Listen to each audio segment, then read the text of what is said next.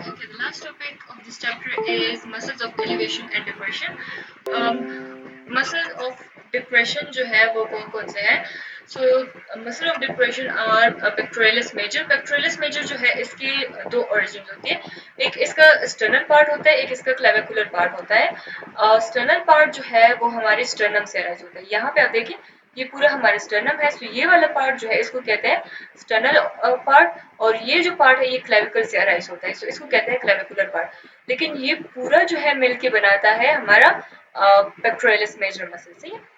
Pectoralis major की जो clavicular part है उसकी ओरिजिन कहाँ से होती है? क्लेविकल से होती है.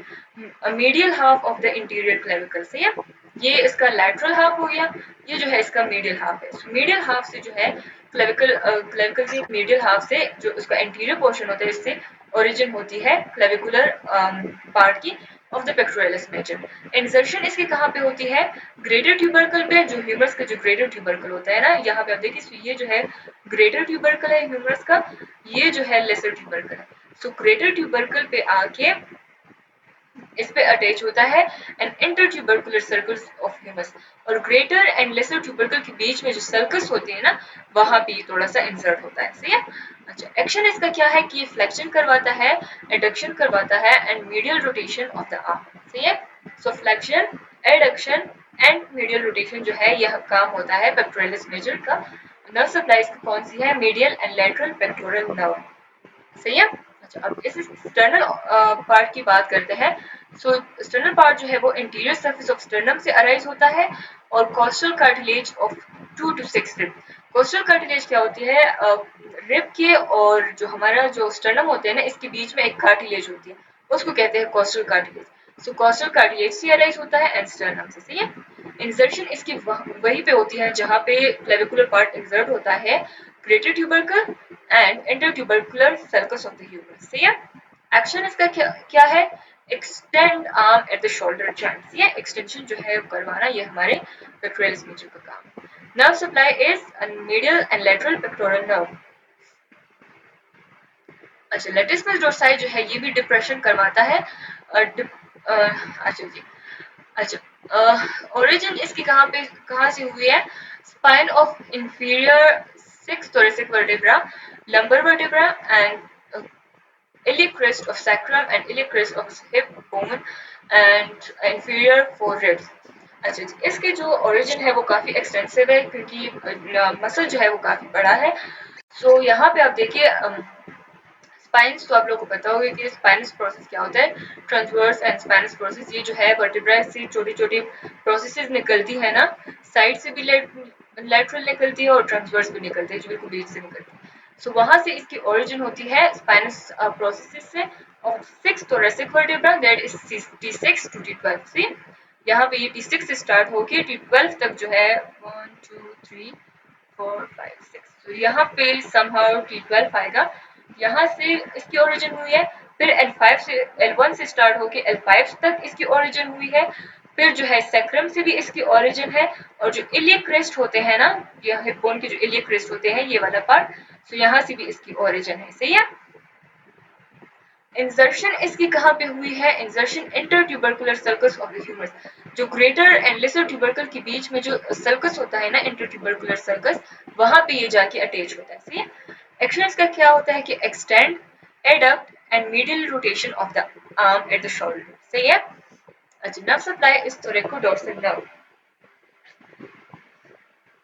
मसल्स ऑफ एलिवेशन कौन कौन से है?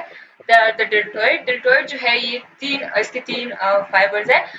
एक है इंटीरियर, दूसरा है मिडल, थर्ड इज पोस्टीरियर, और सारे रिस्पॉन्सिबल होते हैं GH यूनिह्यूमरल जॉइंट के मूवमेंट के लिए. Nerve supply is axillary nerve. Interior fibre जो है इसकी ओरिजिन होती है interior border of the lateral 1/3 of the clavicle. Clavicle यहाँ पे होता है ना, क्लेविकल को आप अगर यहाँ पे क्लेविकल है, सो इसका जो लेटरल पार्ट होता है ना, उसके लेटरल जो 1/3 पार्ट होता है वहां से ये इसकी इंटीरियर फाइबर्स की ओरिजिन होती है. सही है. और फिर जो है यहाँ पे आप देखिए, सो ये जो सॉरी ये पोस्टीरियर व्यू है, ये इंटीरियर व्यू. तो यहाँ पे इंटीरियर जो लेटरल थर्ड होता है 1/3, उससे इसकी ओरिजिन हुई है इंटीरियर की. ये वाला नहीं है, सॉरी ये पोस्टीरियर व्यू है. अच्छा, इंसर्शन इसकी कहाँ पे हुई है, जाके ये जो है डेल्टॉइड ट्यूबरोसिटी पे इंसर्ट होता है, जो कि हमारी ह्यूमरस पे होती है। सही है। फ्लेक्शन काम इसका क्या है कि flexion and medial rotation at the GH joint से। सो एंटीरियर फाइबर जो है ये ज्यादा इन्वॉल्व होते हैं एंड फ्लेक्शन। मिडल फाइबर्स जो है ये lateral border and superior surface of acromion process of scapula से अराइज होते हैं। यहाँ पे आप देखिए ये लैटरल है, सो लैटरल जो है बिल्कुल lateral part of the scapula से अराइज होते हैं, जो कि sorry lateral part of the clavicle से और एक्रोमियन प्रोसेस से। यहाँ पे जो एक्रोमियन होता है ना स्कैपुला का जो स्पाइन होता है वो आगे जाके एक्रोमियन बनाता है, सो एक्रोमियन से भी इसकी ओरिजिन होती है और ये जाके अटैच होता है on the deltoid tuberosity. Function इसका जो है दैट इज मेनली एबडक्शन। सही है। पोस्टीरियर फाइबर्स जो है वो अराइज होते हैं inferior lip of the crest of the spine of the scapula. Scapula को यहाँ पे आप देखें ना, तो स्कैपुला पे एक स्कैपुला का एक स्पाइनस प्रोसेस होता है जो कि आगे जाके एक्रोमियन बनाता है। सो इस स्पाइनस प्रोसेस का जो इंफीरियर पार्ट होता है ना, बिल्कुल ये वाला पार्ट, सो यहाँ से जो है इसकी ओरिजिन हुई है और ये जाके इंसर्ट होता है डेल्टॉइड ट्यूबरोसिटी में। सही है। फंक्शन इसका क्या है, extension and lateral rotation at the GH joint. ये इसके अलावा जो है इंफ्रास्पाइनस मसल है।